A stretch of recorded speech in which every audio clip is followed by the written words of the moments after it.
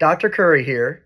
Did you know that I work with a lot of patients who have what's called shopping cart syndrome?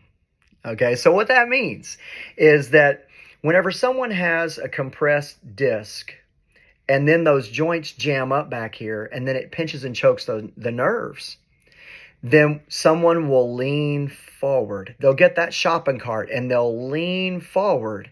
Now you can see on this model here, when you lean forward like that, that can take some of that pressure off of those nerves.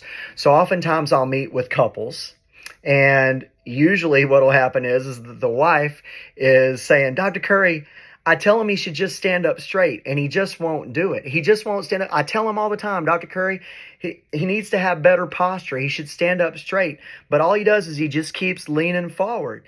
And I explain, ma'am, look, I'm not trying to make you mad because it usually doesn't go well if you make the wife mad. But he can't stand up straight. It's a subconscious thing. So what happens is that the brain says, hey, you know what? If you stand up straight, or if you don't go find a place to sit down, then it's going to load up those joints and pinch the nerves. So the brain will say, hey, you know what? Lean forward. And people don't mean to.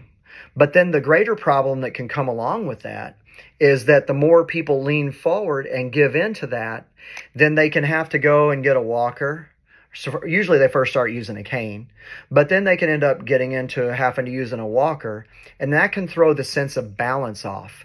And so then they become they develop a higher risk for falling.